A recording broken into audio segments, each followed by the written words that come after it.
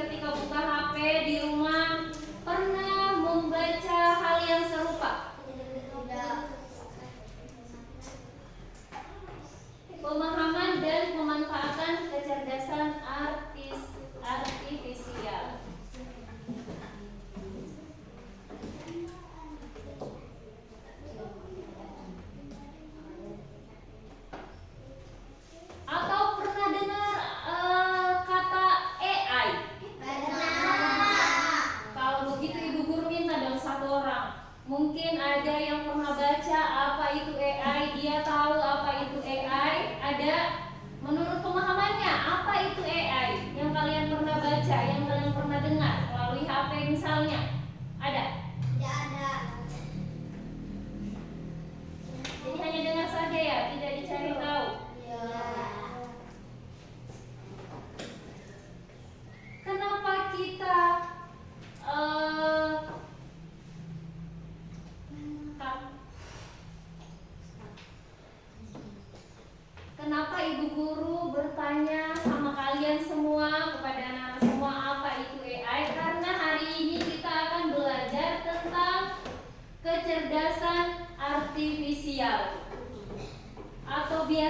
disingkat dengan KA.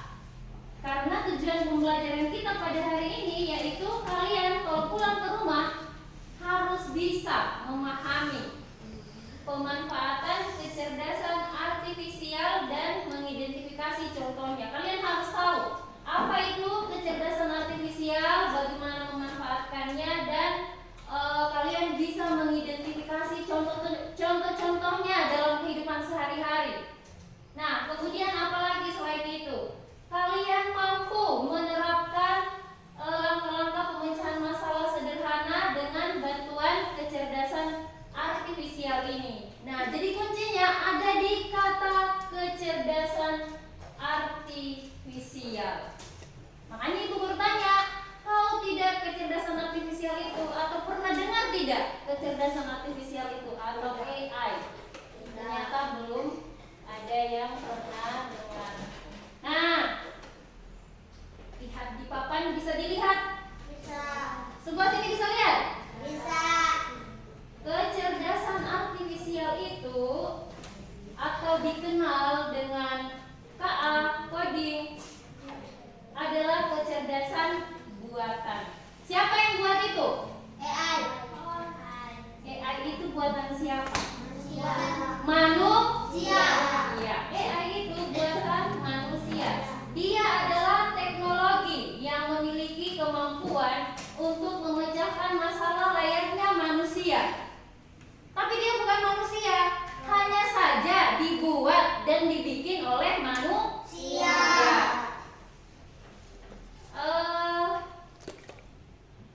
Nah, jadi AI itu atau kecerdasan artifisial ini dia bisa mengenali gambar, menulis puisi, membuat prediksi berbasis data dan banyak hal. Kalian tahu tidak apa saja AI itu? Google. Ya benar, Google termasuk AI. Dia termasuk AI. Nah, kalian lihat tidak? Ini apa? Laptop. Apakah dia termasuk AI? Ya. Atau dia masuk kecerdasan artifisial? Apakah dia salah satu benda yang termasuk kecerdasan artifisial yang dibuat oleh manusia, yang membantu manusia? Ya atau tidak? Ya, jadi komputer ini atau laptop dia termasuk benda atau alat yang termasuk dalam kecerdasan artifisial. Kenapa laptop ini disebut alat atau teknologi yang berbasis kecerdasan artifisial? Nanti sebentar kita langsung praktik. Kenapa sih dia bisa disebut kecerdasan artifisial atau termasuk kategori yang alat atau benda dengan kecerdasan artifisial? Nah,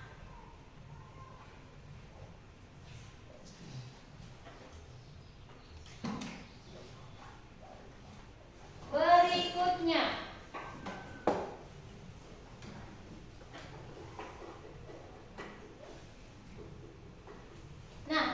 kecerdasan artifisial ini dia dibuat dengan memiliki tujuan. Tujuannya apa? Supaya dia bisa memudahkan manusia, bisa membantu manusia dalam bekerja, memudahkan manusia. Nah, salah satu kemudahan yang kita bisa dapatkan dari kecerdasan artifisial ini atau KA adalah biasa diciptakan aplikasi pengenalan gambar untuk belajar tentang objek dan makhluk hidup. Kira-kira ada bayangan tidak? Selama ini kita belajar dari kelas 1, 2, 3 dan sekarang 4 atau 5. Kalian pernah ketemu tidak atau diperkenalkan tidak selama pembelajaran tentang aplikasi pengenalan gambar tentang objek atau makhluk hidup? Atau ditampilkan begitu? Belum pernah. Nah, tapi kalian sudah pernah dapat ini tentunya. Permainan edukatif. Pernah dapat permainan edukatif? Biasa kalian dapatnya di mana? Mainnya di mana? Di Google. Google itu dia pakai alat apa tuh supaya bisa masuk di Google? Kalian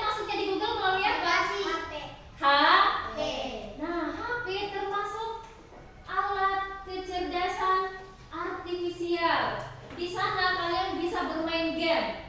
Bermain game apa saja, termasuk permainan game yang edukatif. Tahu yang edukatif tidak? Tahu. Edukatif itu dia berisi tentang pendidikan, hal-hal yang bermanfaat.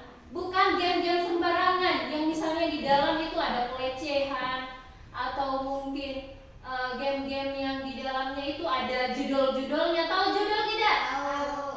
Ya. Judi? Ya. Judi online. Ya. Nah, salah satu pemanfaatan kecerdasan artifisial ini kita bisa mengubah suara menjadi teks. Jadi kita hanya bicara di sebuah alat. Alat itu mendengarkan kita bicara dan dia langsung menuliskannya di layar.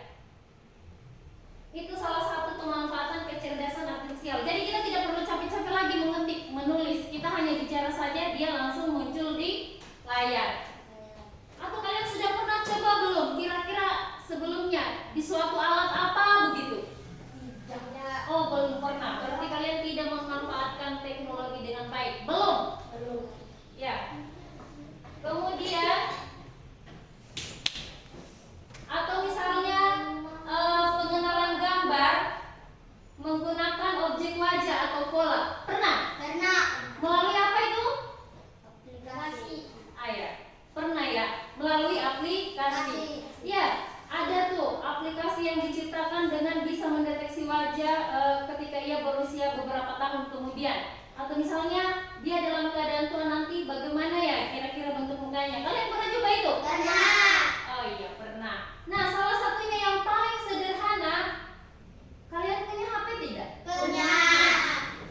Di HP itu kalian punya pola tidak di HP-nya? Punya. Buka kuncinya pakai pola kan? Pakai. Ada juga yang pakai wajah. Dia deteksi wajahnya kita di layar.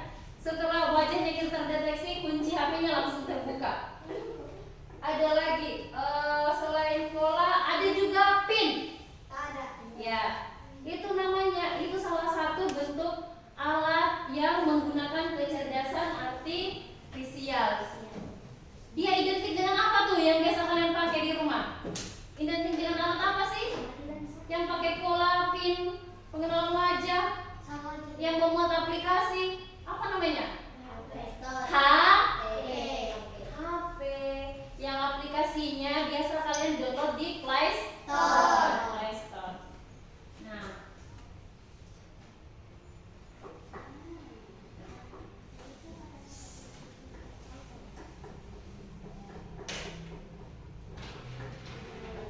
Nah, coba lihat di papan. Di HP-nya kita itu dilengkapi dengan berbagai macam hal. Bukan hanya di HP sebenarnya kecerdasan artifisial itu. Di laptop juga kalau kalian punya di rumah. Di komputer. Ya, di komputer, di laptop, apalagi tablet, apalagi selain itu. Iya, dari sana kan kalian bisa belajar itu. Belajar tentang permainan yang edukatif, atau kemudian ibu-ibunya suka mencari resep ya. Biasa resep kue. Iya, pernah lihat mamanya cari resep kue? Dia tinggal buka di HP, tinggal diketik, dicari, taunya muncul itu banyak banyak merek-merek apa sih? Banyak bahan-bahan dengan merek tertentu atau resep-resep kue. Kemudian ada juga pemanfaatannya bukan hanya itu. Kalian biasa nonton tidak video di HP? Kalian menggunakan aplikasi apa itu? YouTube. Selain itu ada lagi tidak? TikTok, apa lagi? Google. Ya, di Google atau di Facebook, di Instagram. Nah, itu semua bentuk dari kecerdasan artifisial ini. Kita bisa nonton film, bisa nonton video. Kemudian atau nih kita belajar bahasa Indonesia atau belajar bahasa Inggris. Kan kita bahasa kesehariannya bukan bahasa Inggris tuh. Bahasa apa yang kita pakai tiap hari? Bahasa Indonesia. Apa lagi? Jangan lupa bahasa ibunya. Bahasa Cina. Bahasa Tomia. Nah,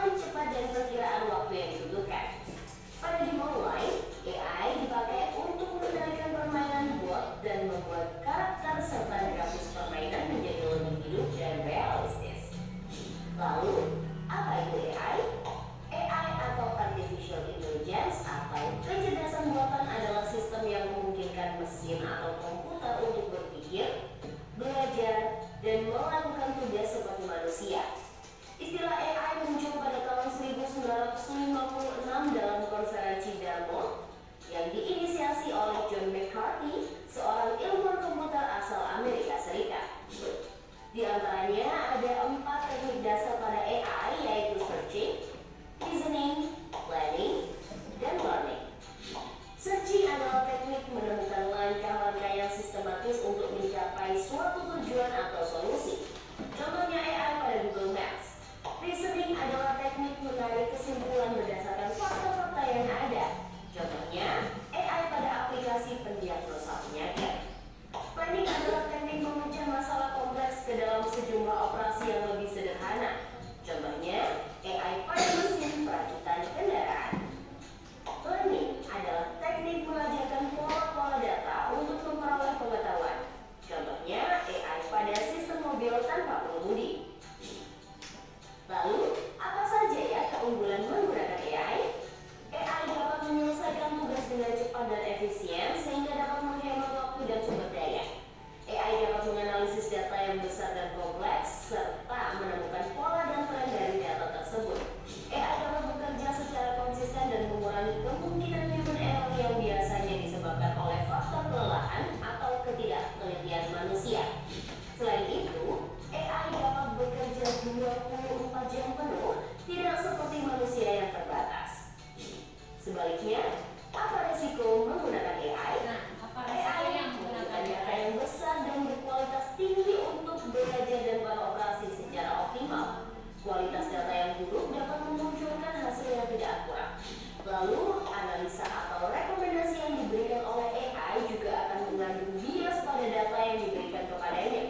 Contohnya, jika data yang diberikan pada AI kebanyakan berasal dari pasien lelaki, maka analisa penyakit yang diberikan AI akan lebih sesuai untuk kondisi pasien laki-laki dibanding pasien perempuan. Selain itu, ada juga resiko keamanan privasi. AI dapat merekam informasi pribadi dan segala aktivitas di dunia online. Data-data tersebut dapat disalahgunakan untuk tindakan kejahatan. AI memberikan kemudahan dan dapat melakukan pekerjaan manusia. Namun, kemudahan ini dapat memicu sifat malas dan serba instan. Selain itu, orang bisa saja kehilangan pekerjaan karena digantikan oleh AI. Nah, salah satu dampak negatifnya tapi kalau kita tidak menggunakan kecerdasan artifisial ini dengan baik, pekerjaan orang-orang itu bisa hilang, digantikan dengan AI. Kalian pernah lihat tidak atau baca beritanya di televisi atau HP tentang negara Jepang yang lebih banyak menggunakan robot? Pernah dengar? Ya, tadinya antar makanan itu bukan lagi manusia, tapi pelayannya adalah robot. Kalau kita pergi ke bandara, di situ yang jaga bukan lagi manusia, tapi robot. Semuanya robot yang deteksi. Nah, padahal itu kan salah satu lapangan pekerjaan untuk manusia, untuk kita. Jadi kalau semuanya dikendalikan oleh AI, tidak digunakan secara bijak, nah manusia bisa kehilangan pekerjaannya. Nah, itu salah satu dampaknya. Tadi juga disinggung, kalau tidak digunakan dengan bijak AI-nya, kita bisa jadi malas. Mengerti maksudnya jadi malas? Ya. Siapa yang main game 24 jam sampai lupa belajar?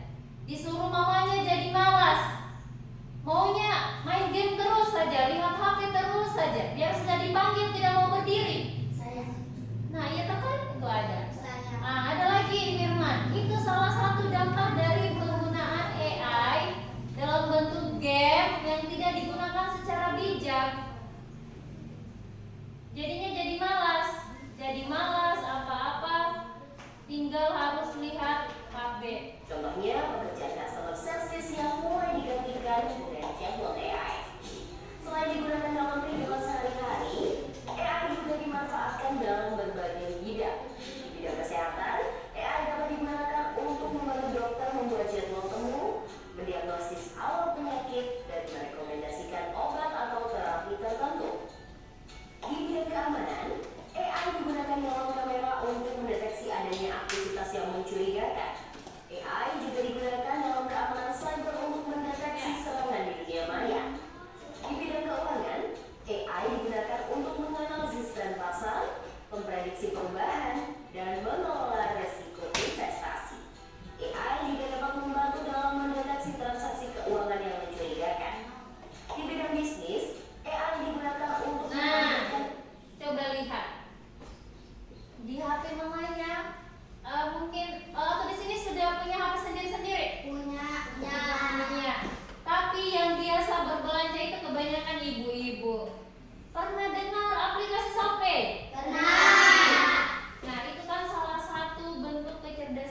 artifisial dengan menciptakan aplikasi Shopee.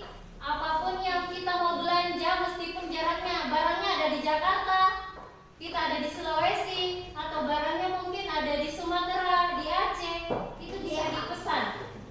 Nah, itu salah satu pemanfaatan kemudahan dari kecerdasan artifisial ini. Jadi meskipun jarak jauh kita bisa beli, uangnya tidak mesti capek-capek harus kirim melalui pos, tinggal transfer.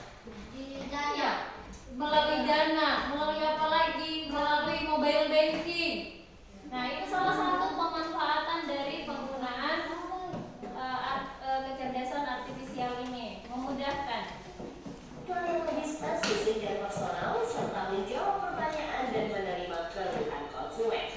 Di bidang otomotif, AI digunakan pada mobil untuk mengenali rute dan menghindari tabrakan.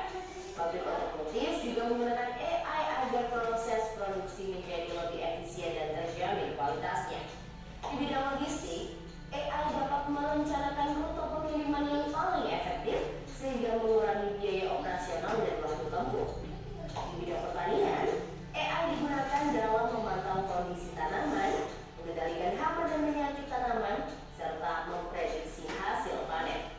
Di bidang lingkungan, AI digunakan dalam menganalisis data sensor dan citra satelit untuk memantau perubahan iklim dan lingkungan.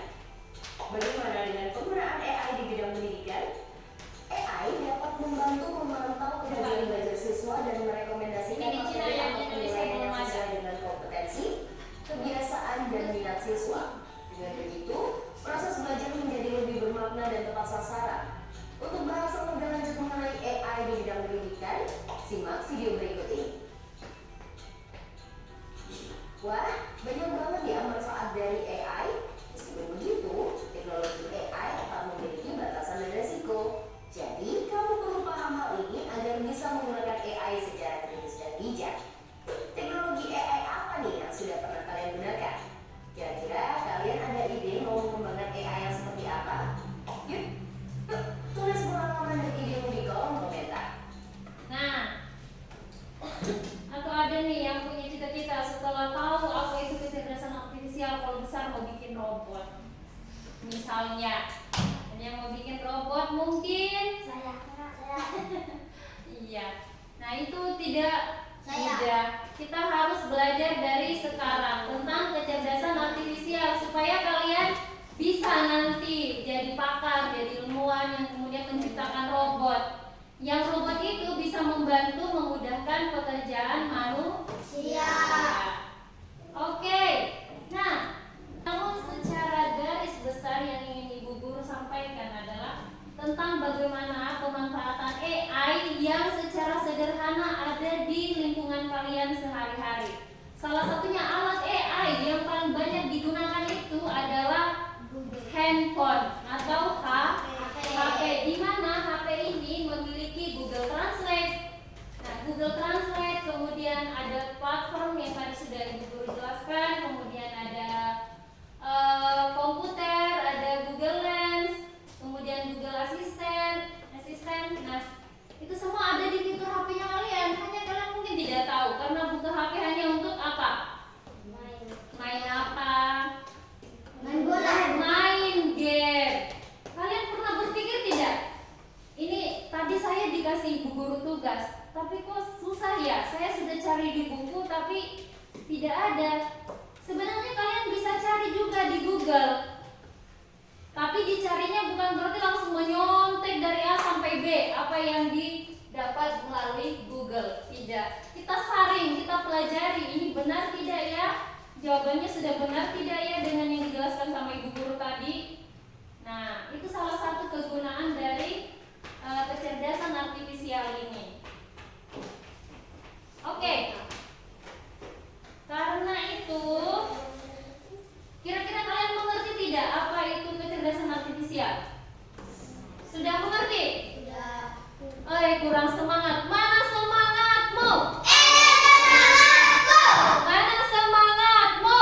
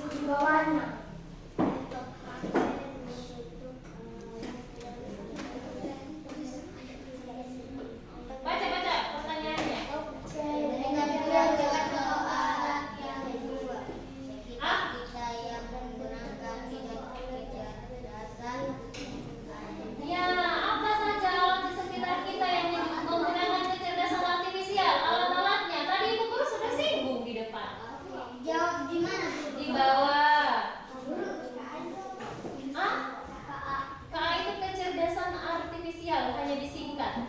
KA. Iya.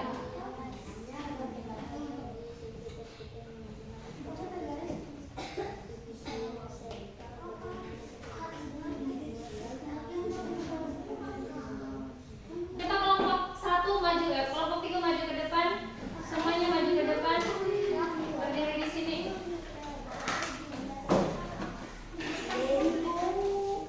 Ke sini. Silakan dibacakan apa jawabannya. Coba. Dan kalian langsung praktek supaya lihat itu bagaimana cara penggunaannya. Kita bisa memasukkan suara, bisa juga dengan menulis. Ikan ke sini, kan sini. Jangan terlalu Oke, sini. Nah, di sini Ibu Guru mau tanya contoh alat di sekitar kita yang menggunakan kecerdasan artifisial. Itu apa saja? Kelompok 3, ada apa yang kalian dapatkan? Berupa apa? Kasih besar suaranya. Berupa apa? Laptop yang di dalamnya bisa digunakan untuk apa? Bisa nonton untuk belajar. Apa lagi selain itu? Selain alat itu tadi? Ada apa lagi?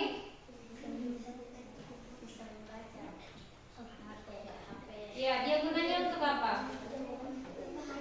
Kegunaannya bisa mencari sesuatu di Google ya, kayak Google Translator terus. Oh iya, dan lain-lainnya. Nah, ini contohnya. Alifaro, perhatikan ke depan Alifaro.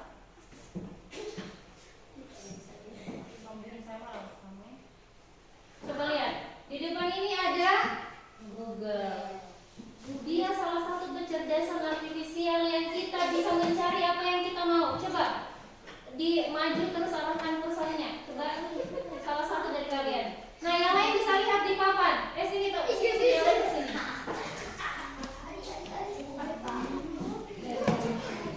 Nah, coba diarahkan kursornya ke ini. Terus bicara.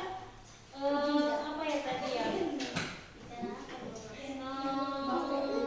Misalnya kalian mau cari apa di situ? Misalnya kalian mau cari apa di Google? Contoh kalimat intransitif. Coba diklik lagi. Coba klik lagi. Contoh kalimat intransitif dan Nah, itu dia muncul langsung. Contoh kalimat intransitif. Tuh. Oke, tepuk tangan untuk kelompok 3. Nah, oke. Sudah mengerti kurang lebih apa itu kecerdasan artifisial? Duduk yang rapi. Nah, silakan bukunya dimasukkan ke dalam tas dulu. Masukkan semua bukunya, lalu tasnya dipakai. Nah, dengan penampilan semua kelompok yang sudah maju ke depan, maka pelajaran kita pada hari ini tentang manfaat kecerdasan artifisial yang paling sederhana yang bisa digunakan dalam kehidupan sehari-hari.